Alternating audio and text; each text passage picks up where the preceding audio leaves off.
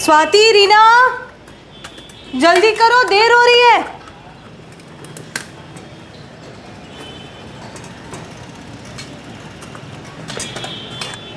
स्वाति, रीना,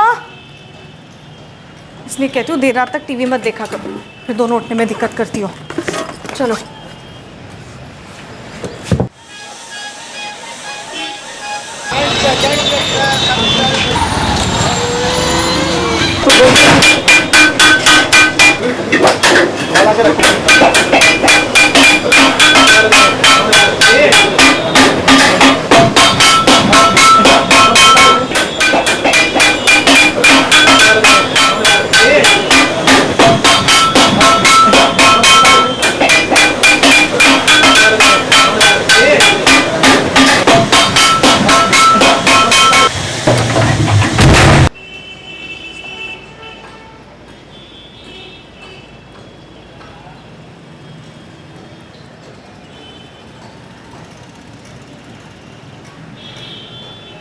रीना, मैं सब्जी लेने जा रही हूँ और तुम ये क्या कर रही हो? अपना होमवर्क ख़त्म करो। हाँ माँ, बस थोड़ी देर में। मेरे आने तक होमवर्क हो जाना चाहिए। ओके ओके, पहले आप जाओ तो सही।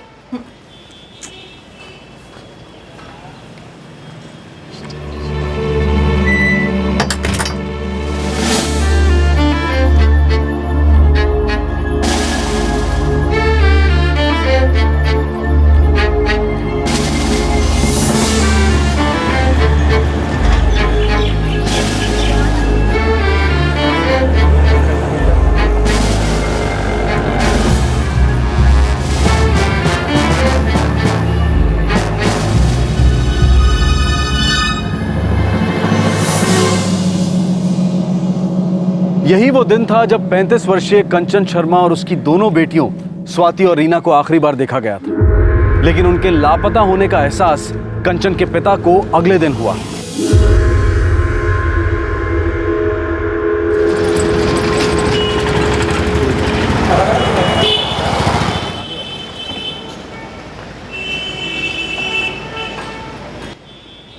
The number you have called is currently switched off.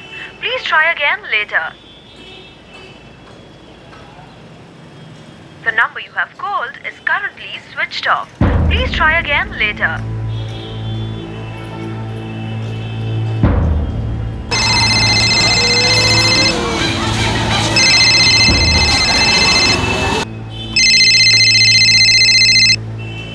जयन, पापा का फोन है। हाँ पापा नमस्ते, कैसे हैं आप? मैं ठीक हूँ, और तुम? मैं बिल्कुल ठीक हूँ, ऑफिस के लिए निकल रहा था। जयंत, तेरी कंचन से बात हुई क्या? हाँ पिछले हफ्ते हुई थी। क्या बात है? उसका फोन स्विच ऑफ आ रहा है। परसों से उससे बात नहीं हुई, फोन क्यों बंद है समझ नहीं आ रहा। पापा कुछ देर बाद ट्राई करना, हो सकता है दीदी बिजी हो सकता है स्वाति और रीना के स्कूल के पीटीएम में गई होगी, इसलिए फोन बंद रखा होगा। ठीक है। The number you have called is currently switched क्या off. हुआ? अभी स्विच ऑफ आ रहा। अब मुझे चिंता हो रही है। एक काम करिए, जगदीश को फोन लगाइए, वो कंचन के घर जाके देख के आएगा।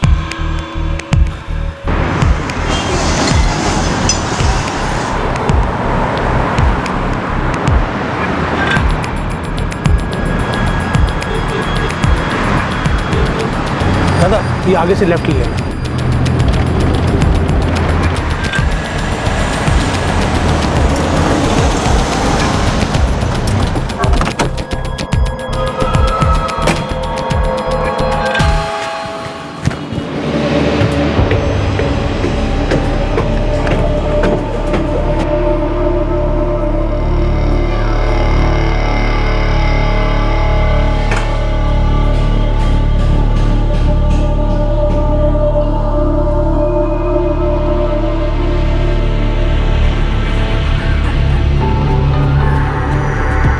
दादा, आर्क रोड ले लो।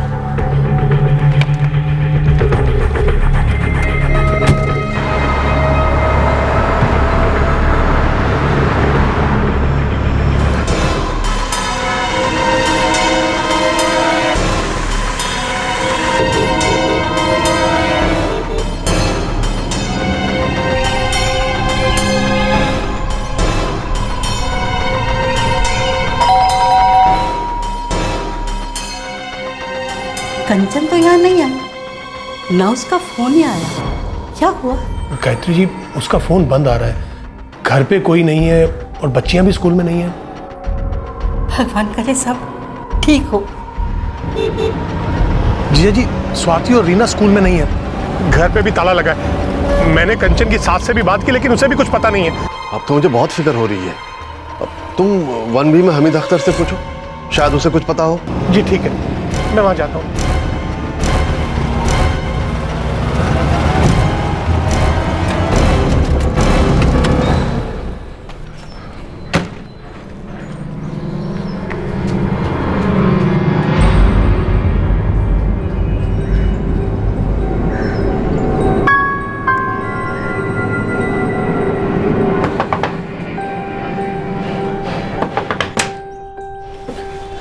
जी हामिद भाई घर पे हैं? जी, वो तो घर पे नहीं है। आप? कंचन शर्मा जो आपके ऊपर रहती है, मैं कंचन का मामा हूँ। ओह अच्छा, आइए ना। जी नहीं, वो दरअसल कंचन घर पे है नहीं, उसका फ़ोन भी बंद आ रहा है और बच्चे भी स्कूल में नहीं है। आपको कुछ अंदाज़ा है वो सब लोग कहाँ गए होंगे? नहीं, मुझे तो नहीं पता। हाँ, लेकिन कल से कंचन को देखा नहीं है और ना ही बच्चियों को बाहर खेलते हुए देखा है। ये तो बड़ा अजीब है, ऐसा तो होना नहीं चाहिए। जी अजीब, मैं हमीद अख्तर की बीवी से मिला, उसने कल से ना कंचन को देखा ना रीना स्वाति को, तीनों में से किसी को नहीं देखा। कंचन कभी अपना फोन बंद नहीं रखती है। मुझे उसकी बहुत चिंता हो रही है। The number you have called is currently switched off. मुझे बहुत टेंशन हो रही है। कंचन वैसे बिना बताए कभी कहीं नहीं जाती है।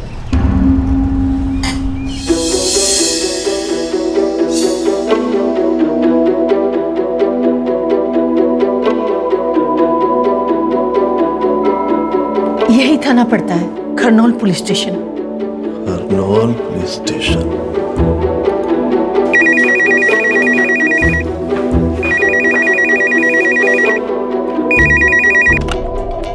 PSI Atanu Chatterjee, Kharnaul police station. जी मैं रामेश्वर राठौर बोल रहा हूँ, बरोहाबाद उत्तर प्रदेश से। सर, मेरी बेटी कंचन शर्मा और उसकी 2 बच्चियाँ रीना और स्वाति न जाने कहाँ गायब हो गई है। उनसे कोई संपर्क नहीं हो रहा। वो खरनौल एरिया में ही रहते हैं। उनका फोन बंद है, घर पर ताला लगा है। आपको मिसिंग कंप्लेंट करानी है क्या? पता नहीं, लेकिन ऐसा कभी नहीं हुआ। अच्छा ठीक है, हम कुछ करेंगे, लेकिन उसके लिए आपको यहाँ आकर के शिकायत दर्ज करवानी होगी। बाकी फ़ोन पे तो ये सब नहीं हो सकता ना। सर, आपकी बात मैं समझ रहा हूँ, लेकिन कोलकाता आने में हमें टाइम लगेगा ना। दादा, आपको यहाँ पर आना पड़ेगा, यहाँ आकर के शिकायत दर्ज करवानी होगी। अभी मैं और आपकी कोई मदद नहीं कर सकता।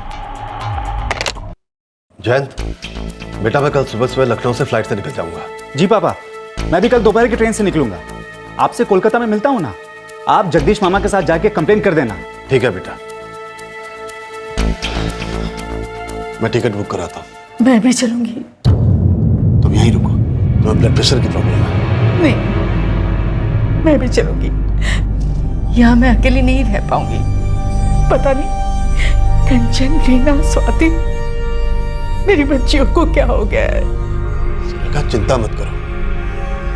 अच्छा ठीक है, तुम भी साथ चलो। एक बुजुर्ग दंपति को इतना लंबा सफर तय करके व्यक्तिगत रूप से कंप्लेंट दर्ज कराने क्यों आना पड़ता है? उनके आए बगैर पुलिस ने मिसिंग कंप्लेंट क्यों नहीं दर्ज की? किसी भी तरीके से कंप्लेंट पुलिस तक पहुंचते ही कार्रवाई क्यों नहीं शुरू हो सकती है? किसी के खुद शिकायत दर्ज कराने के बाद ही क्या जुर्म पुलिस की दखल के काबिल माना जाता है, कॉग्निजेबल ऑफेंस बनता है?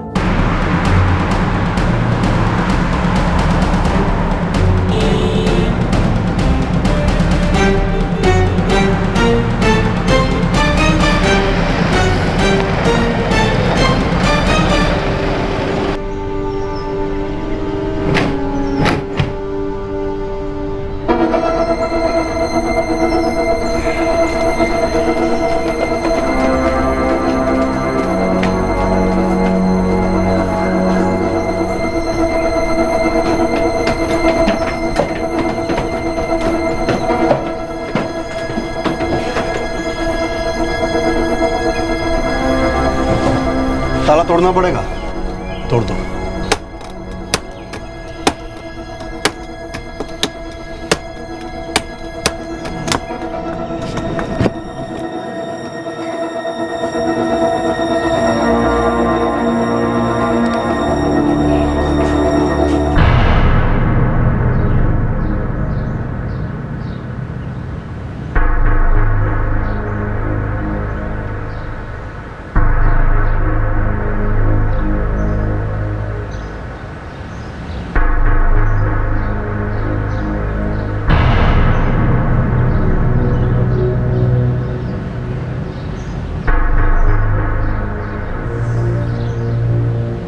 अंदर चेक करो। जी सर।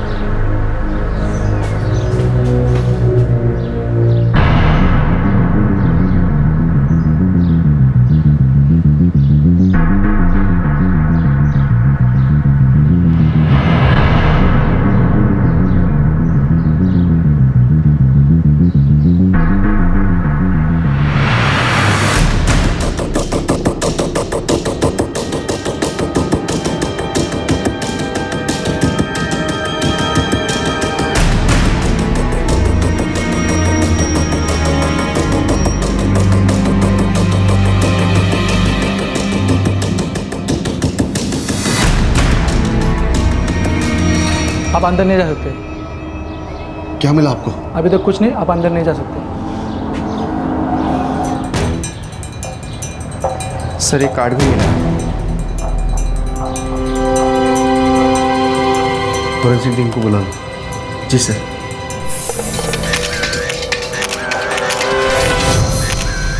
अभी तक तो कुछ नहीं मिला है, लेकिन हम देख रहे हैं। सर मैंने देखा था, आपका ऑफिसर आपसे कुछ कह रहा था। रामेश्वर जी, हमें अपना काम करने दीजिए। आखिर आपको बेडरूम से मिला क्या है? अरे कितनी बार एक ही बात बताऊं, अभी तक कुछ नहीं मिला है। फॉरेंसिक एक्सपर्ट फोटो ले रहे हैं, आप बाहर ही रहिए, नहीं तो कोई एविडेंस मिट सकता है। सर हमीद अख्तर यहाँ नहीं है और मुझे लगता है कि इसमें ज़रूर उसका कुछ हाथ है। आप उससे पूछताछ कीजिए ना। अगर आपको पहले से सब कुछ पता है तो आप ही कर लीजिए तहकीकात, पुलिस की क्या ज़रूरत है।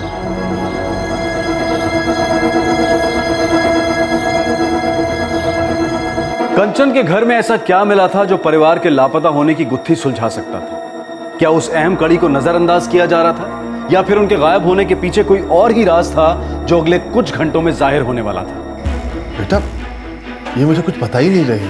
पापा मैं कल दोपहर तक पहुंच जाऊंगा। मुझे कंचन, रीना, स्वाति की बहुत फिक्र हो रही है।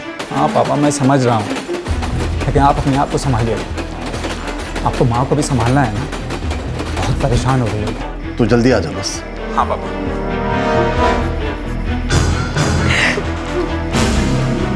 सुरेखा शांत रहो, सब ठीक हो जाएगा। ये लोग हमसे क्या छिपा रहे हैं? पता नहीं दीदी, लेकिन हम कल पुलिस के पास जाकर फिर से बात करेंगे।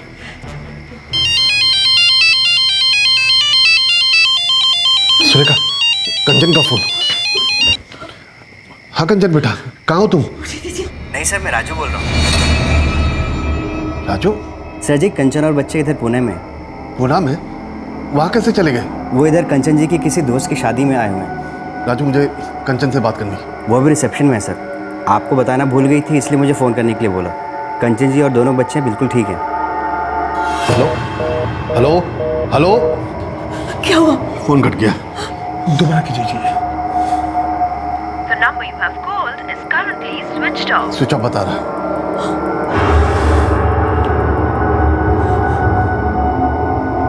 नहीं,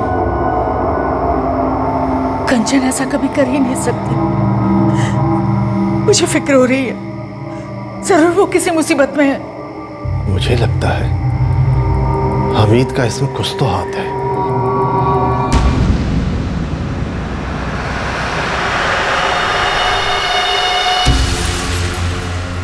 जल्दी ठीक हो जाएगा। मैं दवाई लिख के देता हूँ, आप ले लेना।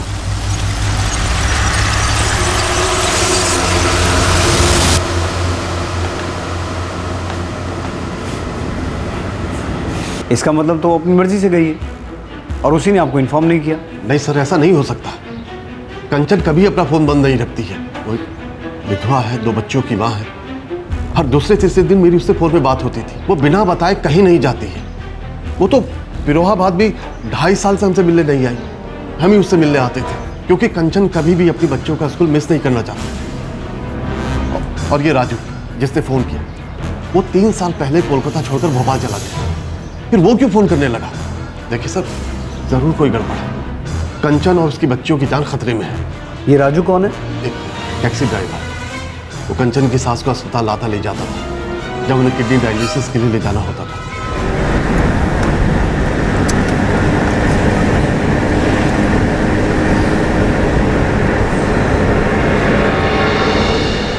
ये 3 साल पुरानी बात है, जब राजू शहर छोड़कर चला गया, और तब से आज तक वो कभी किसी के टच में नहीं रहा।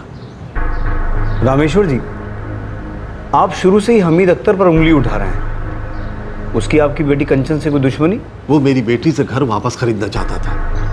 पहले वही उस घर का मालिक था। कंचन ने मुझे कई बार फोन करके बताया कि वो आके झगड़ा करता है उससे।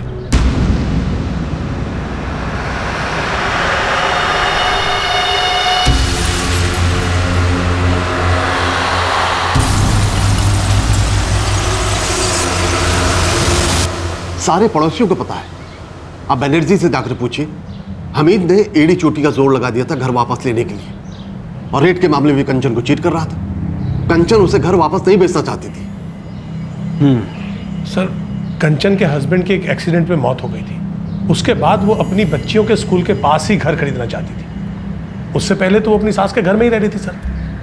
और इस घर के बारे में राजू ने ही उसे बताया था। घर कहाँ है? खानोन एरिया में, स्वाति और रीना के स्कूल के एकदम पास है।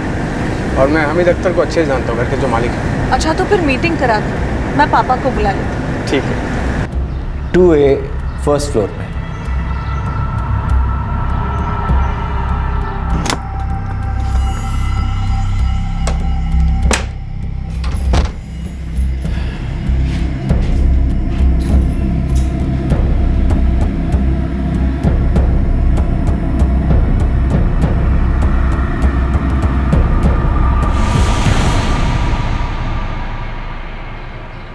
कंचन ने यह घर सलामी सिस्टम में खरीदा था।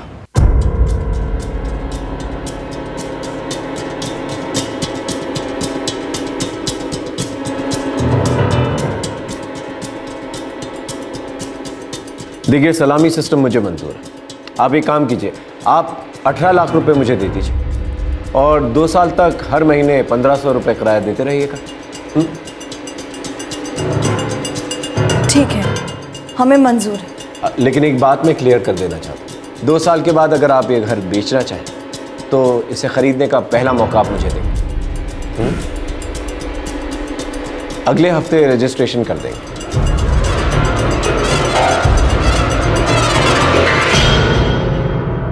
सलामी सिस्टम ये एक रेंट एंड बाय सिस्टम है।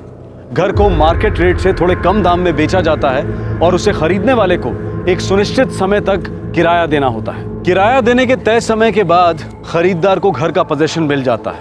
और अब जबकि वो समय खत्म हो गया था, हमीद उस घर को वापस खरीदना चाहता था। कंचन रेंट टाइम से देती रही। वो फिक्स टाइम भी साल भर पहले खत्म हो गया, लेकिन पिछले 6 महीने से हमीद वो घर वापस चाह रहा था। वो कंचन पे दबाव बना रहा था और ऊपर से पैसा भी मार्केट रेट से बहुत कम दे रहा था। 30 लाख रुपए तो बहुत कम है हमीद भाई, मार्केट रेट तो इससे कहीं ज्यादा है। देखिए कंचन जी, हमारी बातचीत पहले भी हो चुकी है और फिर मैं आपका एडवांस भी दे चुका हूँ। अब आप अपनी जबान से मुकर रही हैं। हमीद भाई, आप मुझे चीट कर रहे हो। मैंने मार्केट रेट पता किया है। अभी मुझे इस घर के कम से कम 40 लाख रुपए मिलेंगे। आपने मुझे पहले भी चीट किया है। जब आपने ये घर मुझे 18 लाख और 2 साल की रेंट पर दिया था, तब इसकी कीमत 15 लाख रुपए थी। आपकी हिम्मत कैसे हुई मुझे चीट बुलाने की? अरे चीटिंग ही तो कर रहे हैं आप मेरे साथ। मुझे आपका एडवांस नहीं चाहिए, मैं आपको आपका एडवांस वापस कर दूंगी। मुझे कोई और खरीदार मिल जाएगा।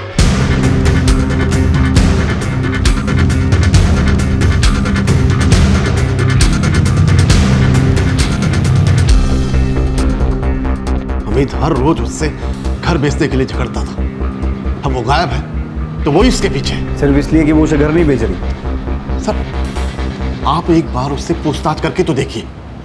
मुझे लगता है आपकी बेटी अपनी मर्जी से गई है। जब वो वापस आ जाएगी ना, हमें खबर कर देना। ऐसा नहीं हो सकता। आप जांच ठीक से नहीं कर रहे हैं। आपको जिस आदमी से पूछताछ करनी चाहिए आप उससे कर नहीं रहे। हमें मत सिखाओ कि काम कैसे करना है। तो ठीक से करिए ना अपना काम। ये मत समझना कि मैं बूढ़ा हूं तो कुछ भी चलेगा। मैं तब तक इस पुलिस स्टेशन से बाहर नहीं जाऊंगा जब तक आप हमीद को बुलाकर उससे पूछताछ नहीं करते। ठीक है, मैं कर लूंगा पूछताछ। नहीं, उसे अभी यहां बुलाइए। मैंने कहा ना बुला लूंगा। कल सुबह आ जाना, बता दूंगा उसने क्या बोला।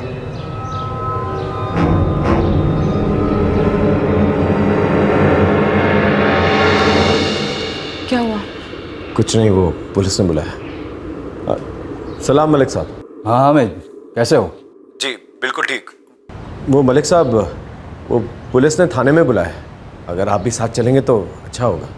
हाँ हाँ ठीक है, चलेंगे। कौन है? मजूमदार है? जी ठीक है, मैं उसे खबर करवा दूंगा। हम कल चलते हैं।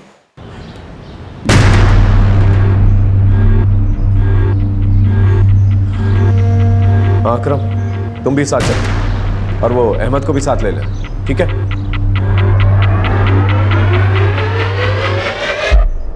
अपनी सेहत का ख्याल रखो माँ। हम कंचन, रीना, स्वाति तीनों को जल्दी ढूंढ लेंगे। लगातार पुलिस के टच में हैं हम लोग। लेकिन पुलिस भी तो कुछ नहीं कर रही।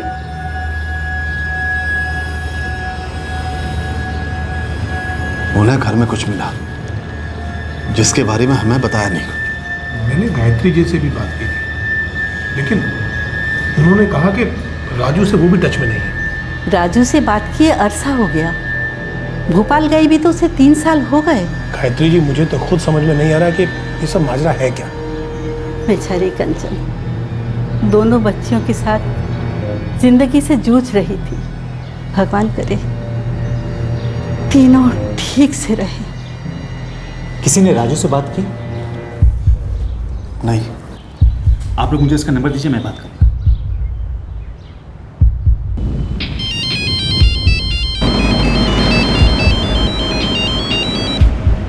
हेलो। हेलो राजू। हाँ जी, बोल रहा हूँ। राजू, मैं कंचन शर्मा का भाई जयंत बोल रहा हूँ। हाँ हाँ साहब, बोलिए साहब। राजू, कल रात तुमने पापा को फोन किया था कि कंचन पूना में है। मैंने फ़ोन किया था। क्या बात करें साहब, कंचन मैडम से बात के 3 साल हो गए होंगे, तो मैं तो भोपाल में हूँ। कंचन मैडम के साथ पूना क्यों जाऊँगा मैं? इसका मतलब कल रात तुमने कंचन के फ़ोन से कॉल नहीं किया था? साहब बताया ना मैंने, मैं भोपाल में हूँ, और कंचन मैडम के फ़ोन से कैसे कॉल करूँगा और क्यों करूँगा?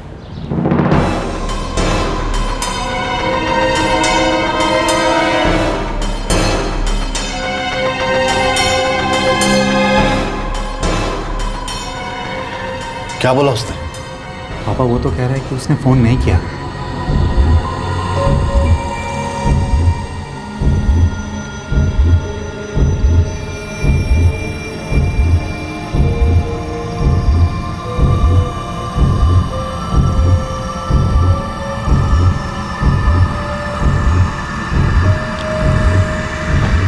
हे भगवान, मेरे बच्चों को सुरक्षित रखना।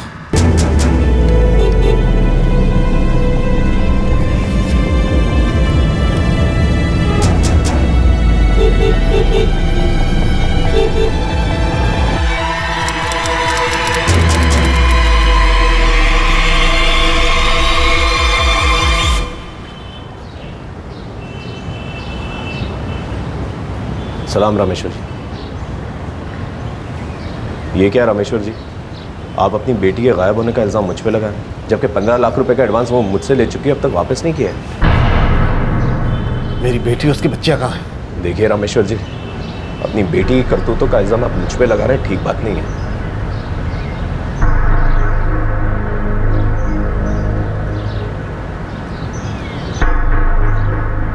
कंचन अपनी मर्जी से ही कहीं गई है। ऐसा नहीं हो सकता है। देखिए, सच यही है, आप जितनी जल्दी इसे मान लेंगे आपके लिए अच्छा होगा। आपने हमें से पूछताछ की? हाँ की है, वो इसमें शामिल नहीं है। ऐसा कैसे बोल सकते हैं आप? क्योंकि हमीद ने हमें बताया है कि क्यों कंचन अपने गायब होने का नाटक कर रही है, क्यों ऐसे हालात बना रही है कि सबको लगे कि उन लोगों को कुछ हो गया है। ऐसा क्या बोला हमीद ने? रामेश्वर जी, आपकी बेटी कंचन का राजू के साथ अफेयर है और लोगों ने कई बार उन दोनों को एक साथ देखा है। मजूमदार, मैं अमित को अच्छे से जानता हूँ। इसने बताया कि घर के 15 लाख रुपए वो कंचन को दे चुका है। अब वो कहती है कि घर नहीं बेचना, पैसे लौटाने की बजाय उन्हें लेकर रफू चक्कर हो गई। साहब, उसे गायब करने में मेरा क्या फ़ायदा? घर तो मुझे मिलने से रहा, वो अब भी उसी के नाम पर है। असल बात तो यह है साहब कि उसका राजू के साथ चक्कर चल रहा था, भाग गई उसके साथ। साहब, 27 फरवरी को मैं दुकान पे था, मैंने उसे और बच्चों को राजू के साथ जाते देखा।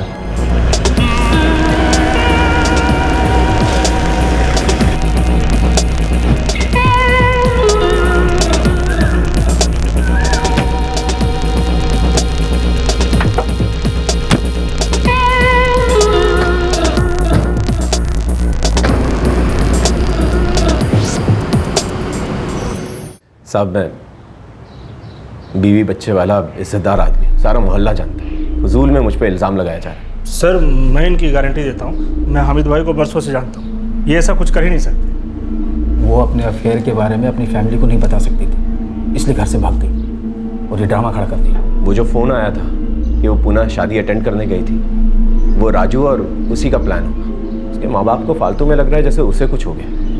असल में सारा खेल जो है उसी का रचा है।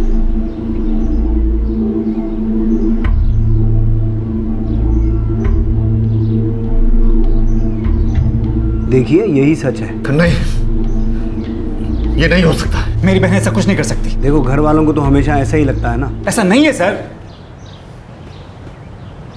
4 साल पहले जब हमारे जीजा जी की मौत हो गई, उसके बाद हमने कंचन को कई बार दूसरी शादी के लिए कहा, लेकिन उसने हर बार मना किया। फिर वो ऐसा क्यों करेगी? देखिए, उसने दोबारा शादी सिर्फ इसलिए नहीं की क्योंकि उसे बच्चों की फिक्र थी। उसे हमारे घर वालों ने कभी शादी के लिए रोका नहीं, तो फिर वो किसी के साथ भागेगी क्यों? सर ये हमीद सबको गुमराह कर रहा है। सारी कहानी उसी की बनाई हुई है। मुझे तो ऐसा लगता है कि आप लोग गुमराह कर रहे हैं। अरे आपकी बेटी भाग गई है और आप लोग इस बात को मानने के लिए तैयार नहीं है। मेरी नातिन और मेरी बेटी गायब है और आप उस पर कीचड़ उछाल रहे हैं। आपको उसके घर से ऐसा कुछ मिला जिसे आप हमसे छुपा रहे हैं। मिले हुए आप सब हमीद की तरफदारी कर रहे हैं और मेरी बेटी पे झूठे इल्जाम लगा रहे हैं। आप जबान संभाल कर रखो। तुम्हारी बेटी भाग गई है, सीधा सीधा प्यार मोहब्बत का मामला है। कंचन में इतनी हिम्मत नहीं थी कि अपने अफेयर के बारे में आपको बता सके, और आप लोग हम पे इल्जाम लगा रहे हैं कि हम अपना काम ठीक से नहीं कर रहे। पीछा छोड़ो हमारा, और जब बेटी का पता मिल जाए तब आ जाना। उससे पहले परेशान मत करना, बता रहा हूं।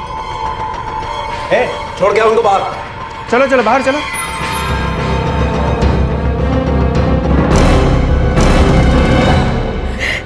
मेरी बच्ची।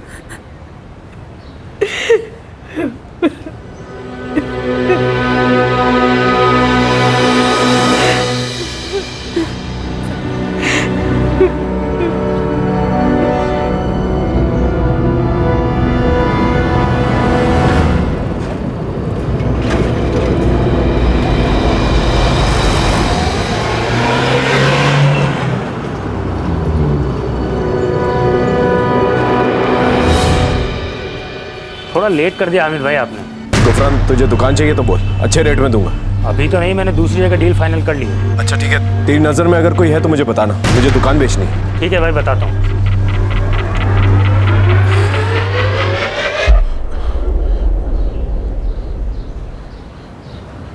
जीजा जी, मैंने अपने एक दोस्त से बात की है। वो क्राइम ब्रांच के डीसीपी को जानता है। उसने कहा है कि हम उनसे जाकर मिल लें, वो डीसीपी साहब से बात कर लेगा।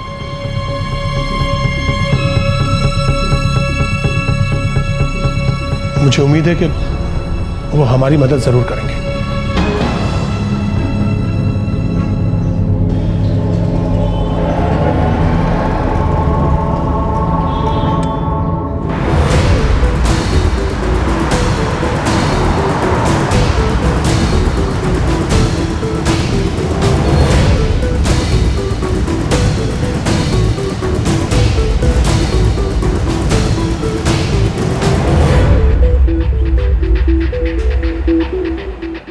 सर, मेरी बेटी और मेरी नातिन की जान खतरे में है और पुलिस से सिर्फ एक ही जवाब मिल रहा है कि वो भाग गए। मैं अपने बच्चों को ज्यादा जानता हूं या यहाँ की पुलिस जानती? पुलिस अपना काम नहीं कर रही है। उनके लिए किसी के खो जाने का जैसे कोई मतलब ही नहीं है। मेरे होम टाउन से आए बिना वो मेरी कंप्लेंट तक दर्ज करने को तैयार नहीं थे।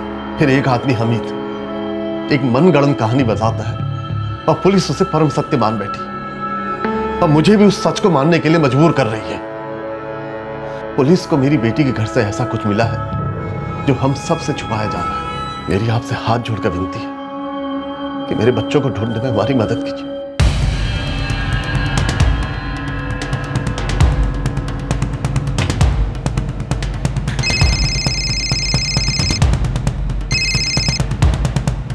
Good morning sir. परवेज एक इंपॉर्टेंट केस है।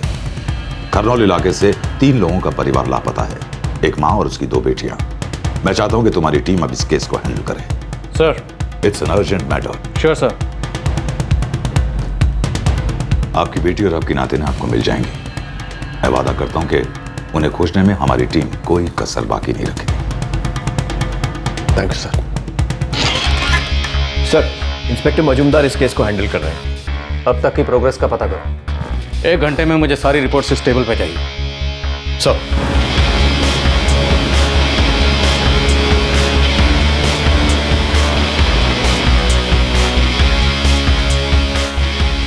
इस केस में जांच करने लायक कुछ है नहीं। वो रामेश्वर राठौर बेकार में हल्ला मचा रहा है। दरअसल उसकी बेटी किसी ड्राइवर के साथ भाग गई है। फॉरेंसिक डिपार्टमेंट ने पूरे घर का मुआयना किया था, राइट? जी जी, फोटोग्राफ्स भी लिए थे। इस फाइल में आपको सबके बयान और केस की सारी डिटेल मिल जाएगी।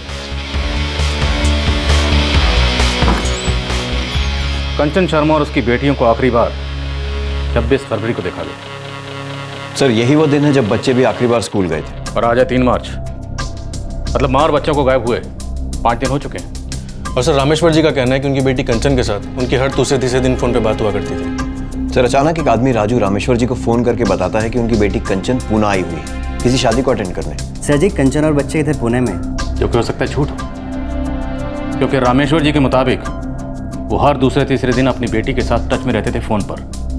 तो ऐसे कैसे हो सकता है कि वो बेटी अपने फादर को बिना कुछ बताए कहीं भाग जाएगी? कंचन शर्मा पूना में किसी शादी में शिरकत करने गई है, रामेश्वर जी को इस बात की भी कोई खबर नहीं। सर मैं उसके माँ बाप से मिला हूँ। कंचन 2 साल से कोलकाता के बाहर नहीं गई है, यहाँ तक कि अपने माँ बाप के घर पिरोहाबाद भी नहीं गई है। मेरी बेटी अपने बच्चों की स्टडी को लेकर बहुत सीरियस थी।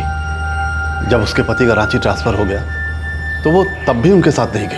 वो बच्चों की पढ़ाई में कोई दिक्कत नहीं चाहती थी। स्कूल टर्म के बीच में वो किसी की शादी में क्यों जाएगी? और अगर गई भी तो स्कूल में खबर करती, हमें खबर करती।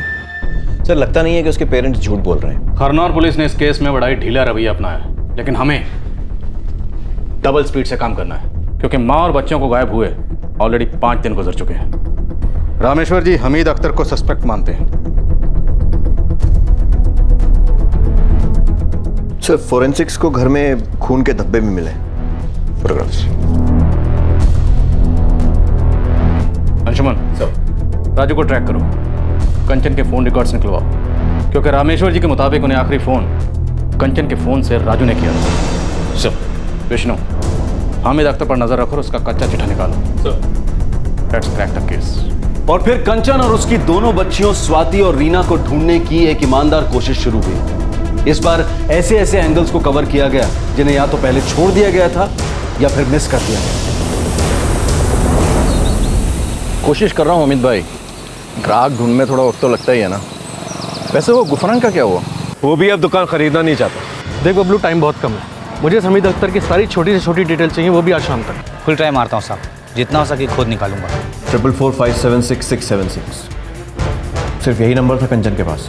जी, सालों से। राजू का number 444789878। Anshuman Tagore, crime branch. मुझे शाम तक कंचन शर्मा और राजू गुप्ता दोनों के नंबर्स सारी डिटेल्स चाहिए। ओके सर, शाम तक आपको सारी डिटेल्स मिल जाएंगी।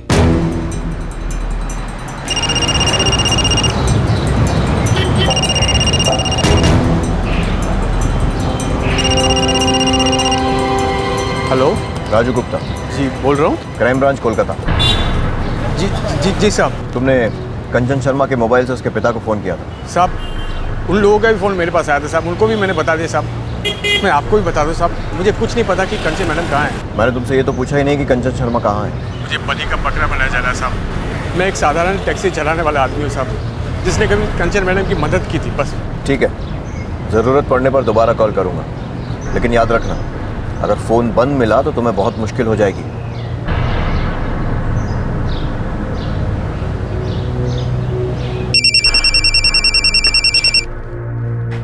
हेलो, हमीद अख्तर जी।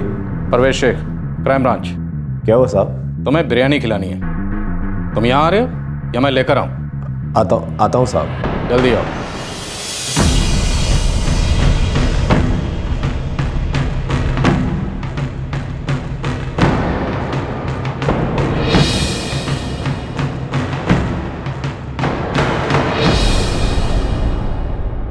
आप हामिद को इतना परेशान क्यों कर रहे हैं साहब?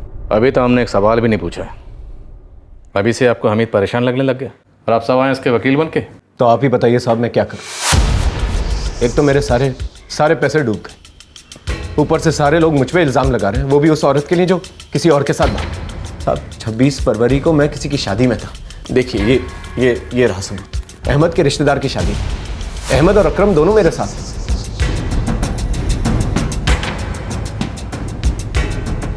और मैंने कब कहा कि कंचन और उसके बच्चे 26 फरवरी को ही गायब हुए, पहले भी हो सकते थे। हाँ, कंचन के फादर को उनके गुमशुदा होने की इतला 27 फरवरी को मिली। आप बात को इतना घुमा फिरा कर क्यों कह रहे हैं साहब? आपको हमीद पे शक है ना, तो सबूत पेश कीजिए। मैं तो कह रहा हूँ ये बेकसूर है। नेताजी आप कह रहे हैं? हमने तो सुना है कि एक पॉलिटिशियन जो कहे मतलब उसका बिल्कुल उल्टा निकालना चाहिए।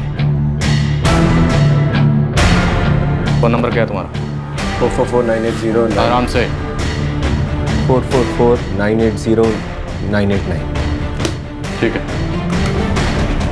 तुम लोग जा सकते हो, लेकिन दोबारा ज़रूरत पड़ी तो फिर बुलाऊंगा, और जितनी बार मन होगा उतनी बार बुलाऊंगा।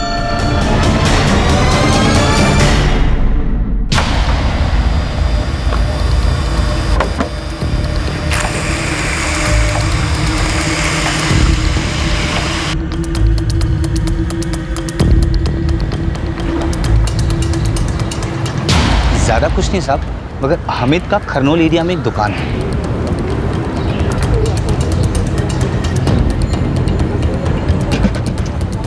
कॉस्मेटिक की दुकान है साहब, पिछले कुछ दिनों से बंद है। और कुछ? छोटी सी बात है मगर कितनी इंपॉर्टेंट है ये आप देखो। 26 फरवरी की दोपहर को हामिद और कंचन की बिल्डिंग में 2 बड़े ट्रंक डिलीवर हुए।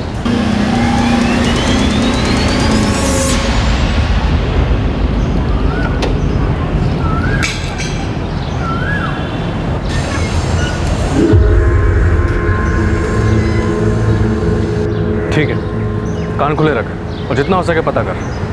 ठीक है सर। सर, कंचन शर्मा के फ़ोन की लोकेशन तो कोलकाता ही दिख रही है। इसका मतलब है राजू ने रामेश्वर जी को जो कॉल पूना से की थी, दरअसल वो कॉल पूना से नहीं कोलकाता से ही की गई थी। नहीं सर, राजू की लोकेशन हमेशा भोपाल ही दिख रही है। तो फिर वो कॉल किसने की थी? हामिद अख्तर? सर, इसके कॉल रिकॉर्ड्स में भी ऐसा कुछ अजीब नहीं मिला है। इतना तो पक्का है कि 27 फरवरी की रात को कंचन शर्मा का फ़ोन किसी के पास था, जिससे उसने रामेश्वर जी को फ़ोन किया। लेकिन सर, फिर अकरम ये क्यों बोल रहा है कि उसने कंचन और उसकी बेटियों को राजू के साथ जाते हुए देखा?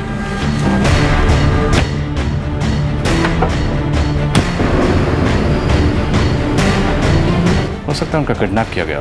लेकिन अब तक फिरौती के लिए कोई कॉल नहीं आया है। शायद मामला ठंडा होने का इंतजार किया जा रहा है। सर, जो 2 ट्रंक हमीद और कंचन वाली बिल्डिंग में आए थे, वो हमीद और ग्राउंड फ्लोर वाले बनर्जी के यहाँ तो पक्का डिलीवर नहीं हुआ। जी नहीं, मैंने किसी भी ट्रंक का ऑर्डर नहीं दिया था। आपने किसी ट्रंक को ऊपर जाते हुए देखा था? जी नहीं, हमें तो देखी नहीं बा। जी, हमने तो कोई ट्रंक नहीं खरीदे।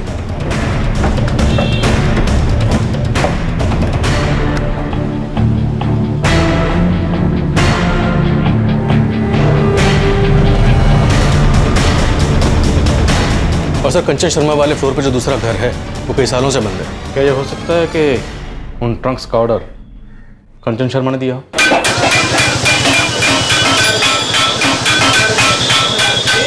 सर, मैंने फॉरेंसिक्स की सारी डिटेल चेक की है, उन्हें घर में कोई भी ट्रंक नहीं मिला है। अकरम को बुलाओ। सर। नहीं साहब, कंचन और उसके बच्चों के साथ कोई ट्रंक नहीं थे। मेरी दुकान तो कोठी के सामने ही है, मैं पूरे दिन वहीं रहता हूँ। मैंने किसी ट्रंक को आते नहीं देखा। ठीक है, जाओ। सर, पुरानी बस्ती में ट्रंक्स की एक होलसेल मार्केट है। सुबह सबसे पहले इस मार्केट में चेक करो। आई एम श्योर ये अकरम झूठ बोल रहा है।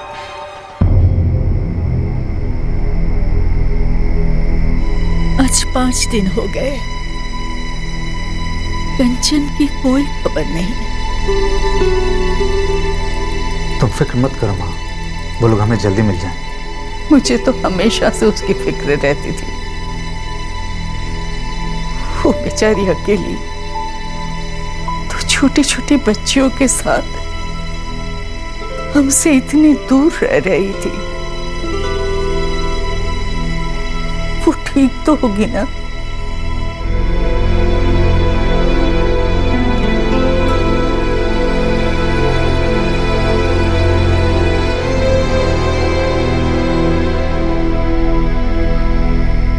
नहीं, हमें तो घर के अंदर कोई ट्रंक्स नहीं मिले। लेकिन ट्रंक्स तो उसी बिल्डिंग में डिलीवर हुए थे, वो भी हमीद और बनर्जी के घर के अलावा कहीं और। विष्णु, मैं बोल रहा हूँ ना, अगर मुझे ज़रा सा भी कुछ शक करने लायक या कुछ अजीब लगता तो मैं तुरंत कुछ करता। सच यही है कि वो औरत भाग गई है और तुम देख लेना कुछ दिनों बाद खुद ही सामने आ जाएगी।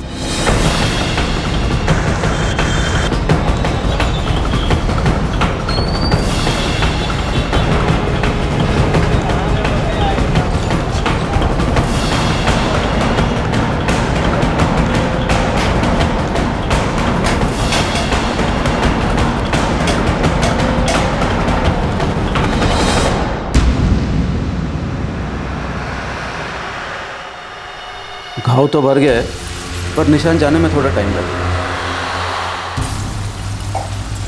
हेलो, हाँ मलिक भाई। मलिक भाई, वो बार बार पूछताछ करने के लिए मेरे घर चले आते हैं। तुम टेंशन मत लो, मैं ऊपर बात करके कह दूंगा कि वो लोग तुम्हें परेशान करना बंद कर दें। जी।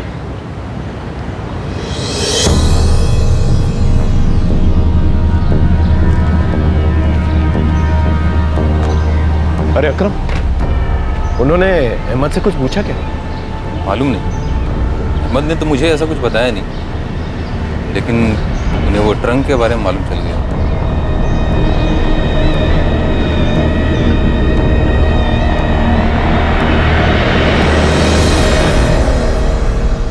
जी साहब, एक खरनौल इलाके की जिस बिल्डिंग की आप बात कर रहे हो ना, वहाँ हमने डिलीवरी की थी ट्रंक की। कौन से घर में?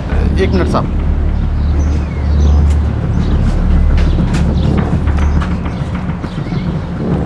इधर तो सिर्फ बिल्डिंग का नाम लिखा है, घर का नहीं लिखा साहब। ये आदमी था जिसने ऑर्डर दिया था?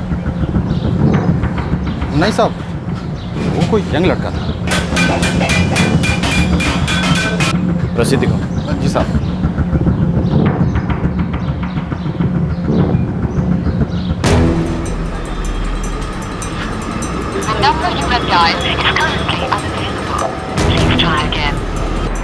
ट्रिपल 4321435। 1 घंटे के अंदर इस नंबर की सारी डिटेल्स मेरी टेबल पर चाहिए। कंचन अपनी बेटियों के साथ जिस घर में रहती थी, वहां 2 संदेश पर ट्रंक्स की डिलीवरी हुई थी। कुछ ऐसे फोन नंबर्स थे जो रहस्य के पर्दे में काम कर रहे थे। 5 दिन गुजर चुके थे, पर कंचन शर्मा और उसकी बच्चियों का अब भी कुछ अता पता नहीं था। जैसे जैसे दिन गुजरते जा रहे थे, उसके साथ साथ उनके गायब होने का राज भी गहराता जा रहा था। गुफरान नाम है साहब उसका। बबलू, ये माजरा क्या है? 2 दिन पहले हामिद ने अपनी दुकान बेचने की बात की थी गुफरान से। गुफरान, तुझे दुकान चाहिए तो बोल, अच्छे रेट में दूंगा। साहब, 1 साल पहले जब गुफरान उसकी दुकान खरीदना चाहता था, तब हामिद ने बेचने से मना कर दिया, पर अभी अचानक सस्ते में बेचने को राजी हो गया है। इस गुफरान को बोल क्राइम ब्रांच ऑफिस में आके जरा हाजिरी दे।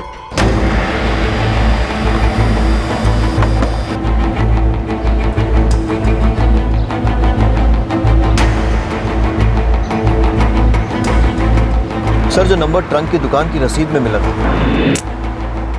वो बंद आ रहा है, लेकिन उसके कॉल रिकॉर्ड से पता चलता है कि वो नंबर किसी एक दूसरे नंबर के लगातार टच में है। ये नंबर किसी मुदस्सर आजम का है। उसका ठिकाना भी खरनौल एरिया है। उठा लो उसे। सर।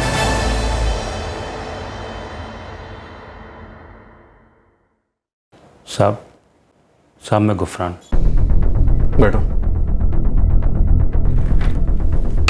गुफरान, मैं तुमसे उस दुकान के बारे में जानना चाहता हूँ जो हमें तुम्हें भी बेचना चाहता था। साहब, मैं 1 साल पहले उसे खरीदना चाहता था, तब दुकान खाली पड़ी थी, लेकिन हामिद भाई बेचना नहीं चाहते थे। फिर उन्होंने वहाँ कॉस्मेटिक का धंधा शुरू किया।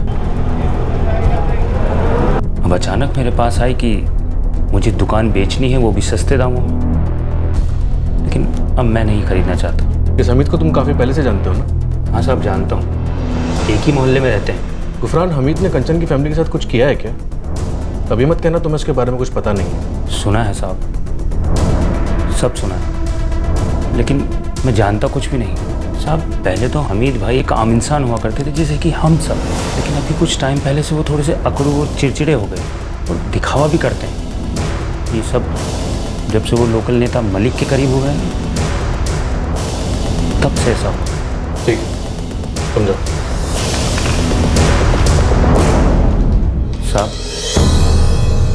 जब हमीद भाई ने मुझे दुकान बेचने की बात की, तो मुझे लगा कि अचानक क्यों बेचना चाहते हैं। मैंने एक बार वहां जाकर पता भी किया था। दीपन भाई, ये हामिद का कोई परेशानी चल रहा है क्या? मालूम नहीं, सब कुछ तो अच्छा चला था हामिद भाई का। फिर ये बेचना क्यों चाहता है? पता नहीं भाई, 2 दिन से दुकान बंद पड़ी है। उसके पहले कुछ खुदाई का काम चल रहा था दुकान में।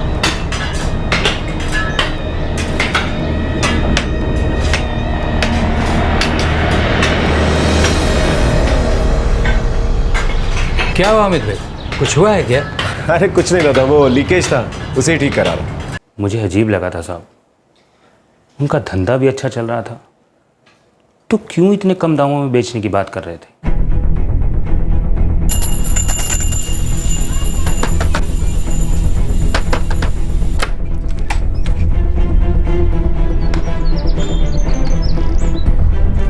मुदस्सर जी क्या हुआ साहब? कहाँ ले जा रहे हो? ये राशिद कौन है? राशिद कौन साहब? वही जिसने पुरानी बस्ती मार्केट में 26 फरवरी को 2 ट्रंक खरीदे थे। मुझे नहीं मालूम साहब। ठीक है, हिरासत में सब याद आ जाएगा। ये दुकान में खुदाई और 2 ट्रंक, क्या इनका आपस में कोई ताल्लुक हो सकता है? उम्मीद करते हैं सब खैरियत हो। सर, रामेश्वर जी आए हैं। बुलाओ उन्हें। हमारे हाथ कुछ लगा है। एक शख्स है मुदस्सर, शायद वो कुछ जानता हो। अब सब कुछ सच सच बोल दे, नहीं बोलेगा तो मुश्किल में पड़ेगा। ये मैं सच बोल रहा हूँ। बोलता हूँ साहब, सब कुछ सच सच बोलता हूँ। 2 लोग और शामिल हैं, हनीफ शेख और शबीर गनी।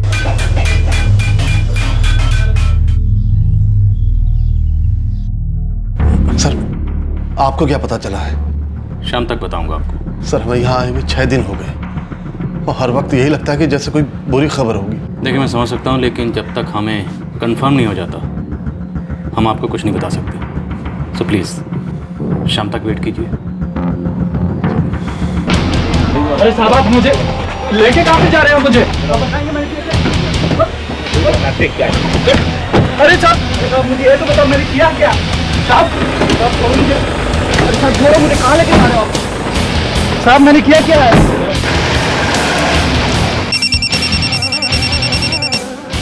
हेलो अमीन, परवेश शेख, क्राइम ब्रांच। अब क्या हुआ साहब? थोड़ी बिरयानी बच गई है, जल्दी आ जाओ। आता हूँ साहब।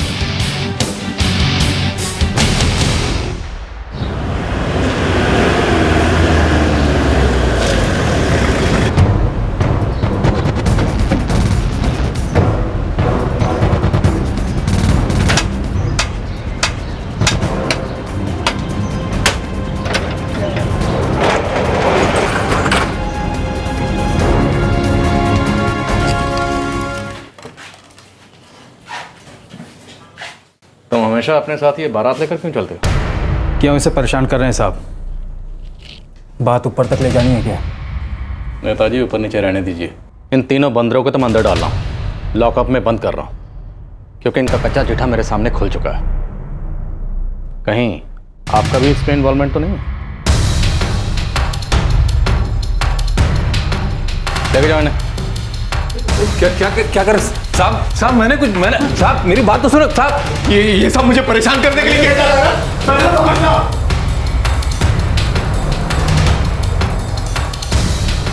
इन तीनों से तो मैं सच उगलवा लूंगा, लेकिन अगर इसमें आपका भी इन्वॉल्वमेंट हुआ तो इन तीनों के साथ साथ मुझे आपको भी लॉकअप में डालना पड़ेगा। आप प्लीज़ अपनी कार्रवाई कीजिए।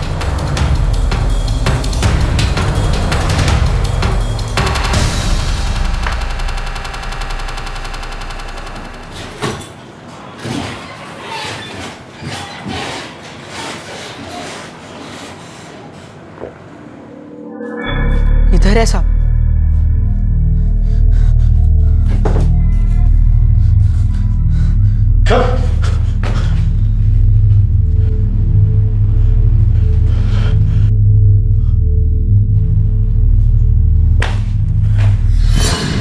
ये निशान कंचन की बेटी स्वाति ने तुम्हें यहां काटा था ना?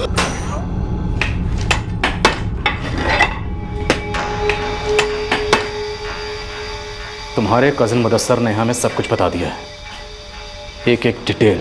बोलता हूँ सब, सब कुछ सच सच बोलता हूँ। 25 फरवरी से 26 फरवरी सुबह तक तुम्हारी दुकान में खुदाई चल रही थी। मुझे भी अजीब लगा सर। उसने कहा लीकेज है, उसके बाद ना तो उसने कभी दुकान खोली और ना ही कभी मजदूर दिखाई दिए। रात भर खुदाई चली साहब, 26 की सुबह मजदूरों ने पहली चाय मेरी दुकान से पी।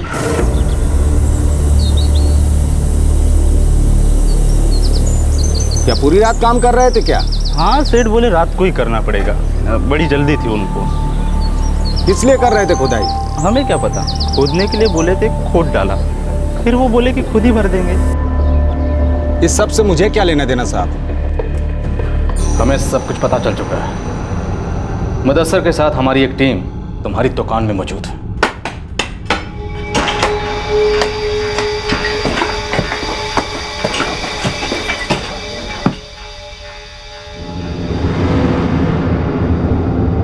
कंचन ने मेरे साथ एग्रीमेंट किया था कि वो घर मुझे ही बेचेगी। 2 साल के बाद अगर आप ये घर बेचना चाहें तो इसे खरीदने का पहला मौका आप मुझे देंगे।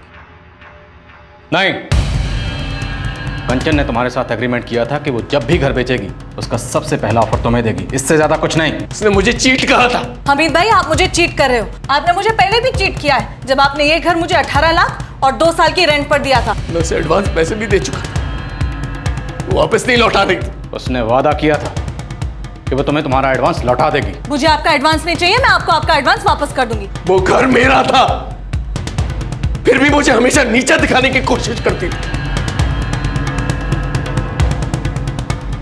मैं मार्केट रेट से ही उससे घर खरीद रहा था, फिर भी वो हमेशा। नहीं, तुम उसे मार्केट रेट के हिसाब से घर नहीं खरीद रहे थे, तुम उसे धोखा दे रहे थे। मैं उससे थक चुका था। एक घर के लिए तुमने एक औरत, छोटे छोटे मासूम बच्चों का कत्ल कर दिया। क्या लगा था तुम्हें तुम कुछ भी करोगे और एक लोकल पॉलिटिशियन की मदद से इस सब से बच निकलोगे? ये बेरहम था, भयानक था, क्रूर था। और ये सब इसलिए क्योंकि हमीद जिस कीमत पर घर खरीदना चाहता था, कंचन उस कीमत पर बेचने को राजी नहीं थे। इस अपराध में भागीदारी नहीं, बल्कि कुछ ऐसे लोग भी शामिल थे जिन्हें पैसा बनाने का यह अच्छा मौका लगा था। 26 फरवरी की सूनी दोपहर में कंचन और उसकी बेटियों को अचानक एक आदमी के हैवानी इरादों का शिकार होना पड़ा। मेरा घर है वो, मेरा। और उसको बेचना चाहती, उसको बेचने नहीं दूंगा। तुम लोग साथ दोगे मेरा? अच्छा पैसा दूंगा, ऐश करना उससे। हाँ?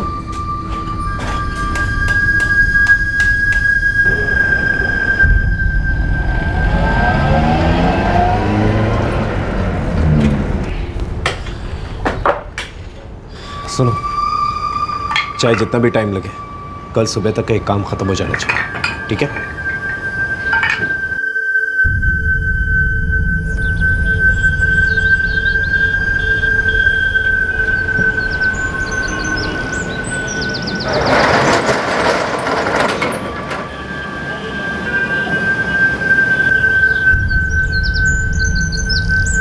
हनीफ 4 बजे तक ट्रंक लेकर आ जाना, ठीक है?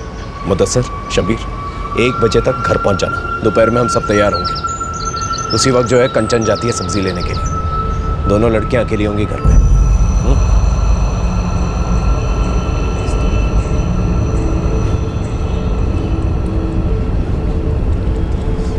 रीना, मैं सब्जी लेने जा रही हूँ और तुम ये क्या कर रही हो? अपना होमवर्क खत्म करो।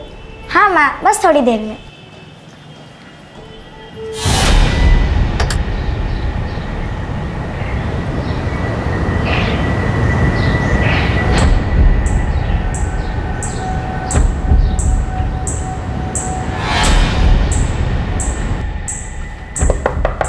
रीना, दरवाजा खोल दो। जी दीदी।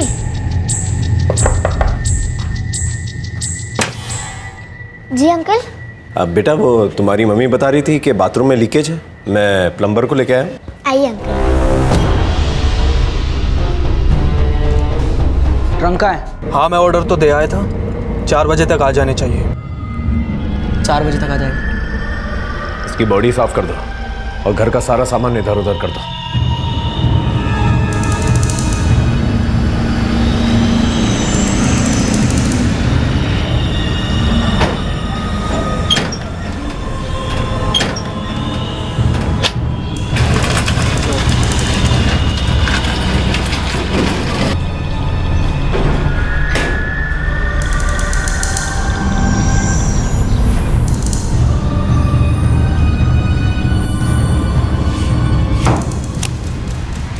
बॉडी कहाँ है?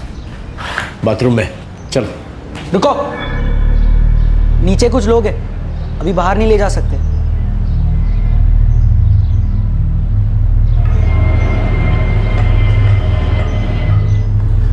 हमें थोड़ा इंतजार करना होगा। एक काम देर रात करते हैं, सुबह होने से पहले। उस वक्त सभी लोग गहरी नींद में सोए होंगे। शबीर एक काम कर, तू नीचे जाके डी और परफ्यूम लेके आ। लाशें जल्दी ही बदबू मारना शुरू कर दी। चल जल्दी जा।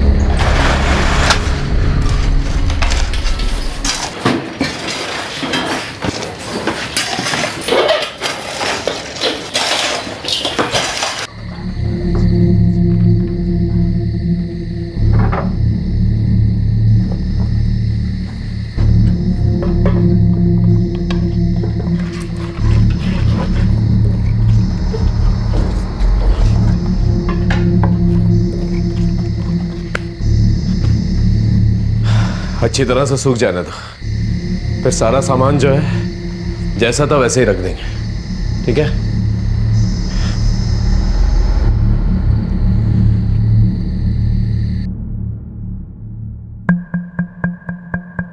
पक्का इन दोनों को भी पता था कि तुमने कत्ल किया। क्या ये दोनों भी इसमें शामिल थे?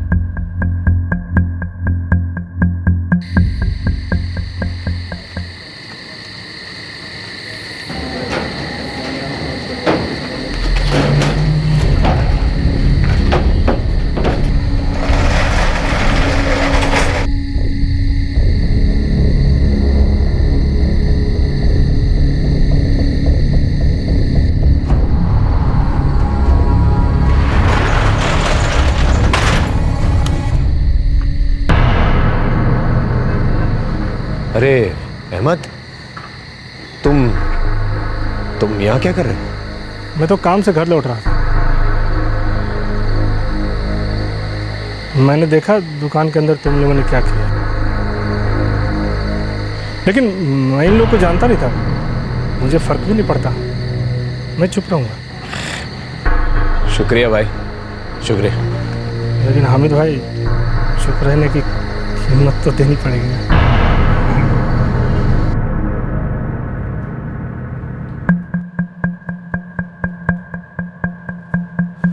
तुझे इसमें क्या मिला?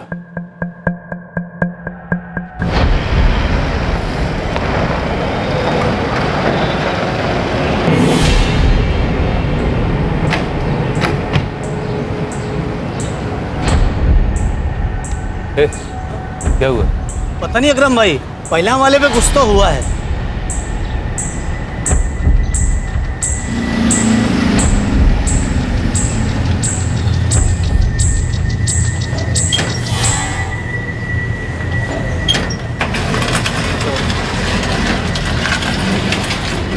फिर मैंने सुना कि हामिद भाई पे पुलिस को शक हो गया,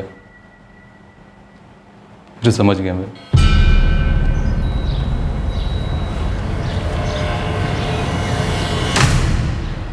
अरे हामिद भाई, जरा इधर तो आइए। हाँ अकरम। हामिद भाई, सब ठीक तो है ना? हाँ सब ठीक है। क्यों? नहीं, वो आज पुलिस आई थी ना, परसों मैंने टेम्पो देखा और आपके दोस्त है ना हनीफ भाई, इनको ऊपर ट्रंक ले जाते हुए देखा था। सुना है तभी से 3 लोग गायब हैं। बस यही सब पूछना था। देख अकरम, तूने कुछ नहीं देखा, समझा ना? हामिद भाई, काला चश्मा लगाने के लिए आप समझ रहे हो ना? 3 कत्ल किए, और 2 लोगों को पैसा खिलाया इस सब पर पर्दा डालने के लिए, और बाद में लोकल पॉलिटिशियन को साथ में लेकर आया। ये नेताजी का इसमें क्या इन्वॉल्वमेंट था?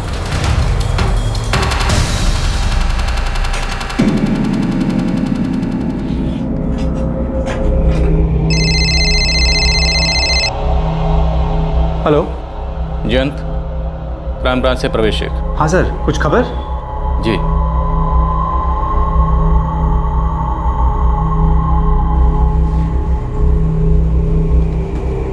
जयंत, क्या कहा उन्होंने?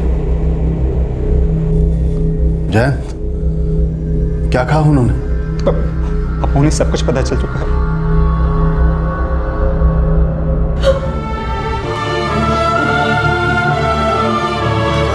जी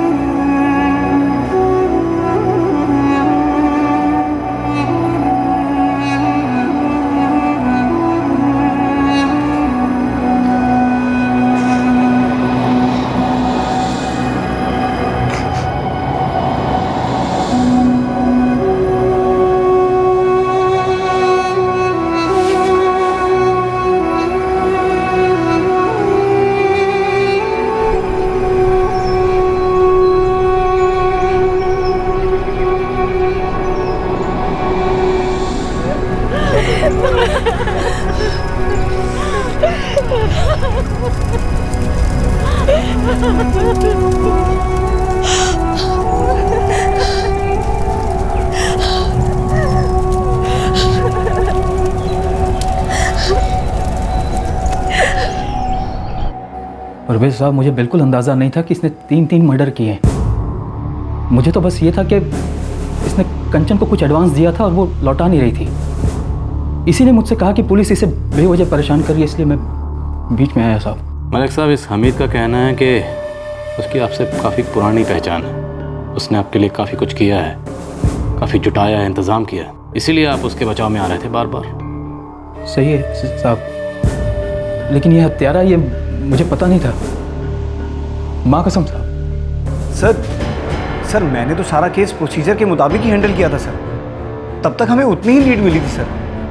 तो सर वैसे उसके फादर को कंचन के मोबाइल से ही फ़ोन आया था, तो हमें लगा कंचन भाग गई है सर।